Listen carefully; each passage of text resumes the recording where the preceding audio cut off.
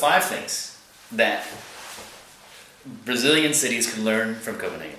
The first thing is that we need to think people first.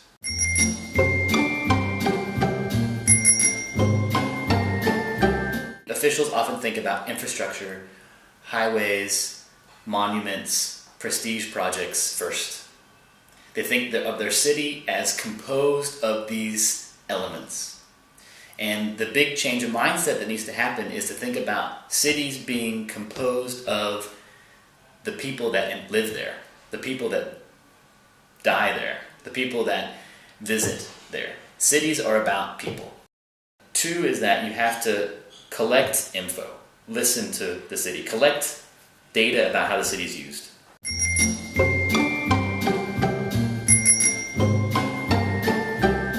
You need to listen, you need to find out how people are using the city, how cyclists are using the city, pedestrians, motorists.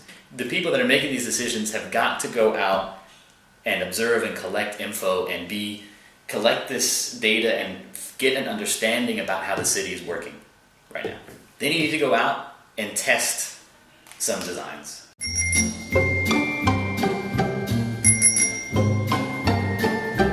You have to test some things. You have to remove one parking space to put in bike parking. You need to take over one square to allow a cafe to come out. You need to take over a little bit of city with just a free bench or with some grass for people to sit in. You need to just test little things and see how people react to them.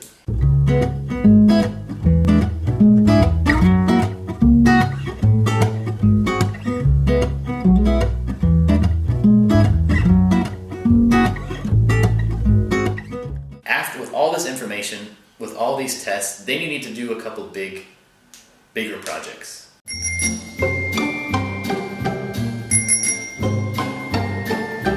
Again, that are based on people, that are thought of as improving the quality of life, that are based on the results of these tests. So you need to do a couple big ones because realistically, big cities and big politicians, they need bigger projects. But they can be, of all different types. They don't need to be monuments.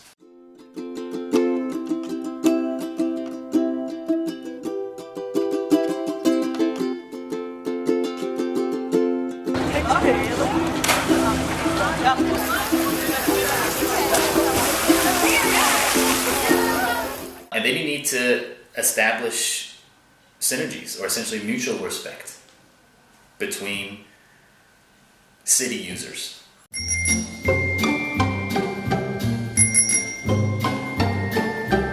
And you do that by balancing the importance that you give to different types of modes of transportation, for example. You need to create dignified invitations for people to walk.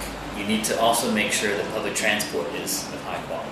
You need to make sure that public spaces are safe and are of high quality. And so people they're not fighting amongst each other. It's not about pedestrians saying, I hate cyclists, or cyclists saying, I hate motorists. Because it should be a mutual understanding of, hey, everyone needs some space in the city, but let's try to balance it out. Let's make sure that there's invitations to all those different modes, invitations to rich and poor, and to young and old, and to male and female, and that these things could coexist. There doesn't need to be an idea of ignoring differences or becoming all the same. It's about things that are different coexisting. Establishing that respect is probably the most difficult thing of the culture, that is what the final step, that's step 5 of after you've done these other things, you hopefully can achieve that type of city culture.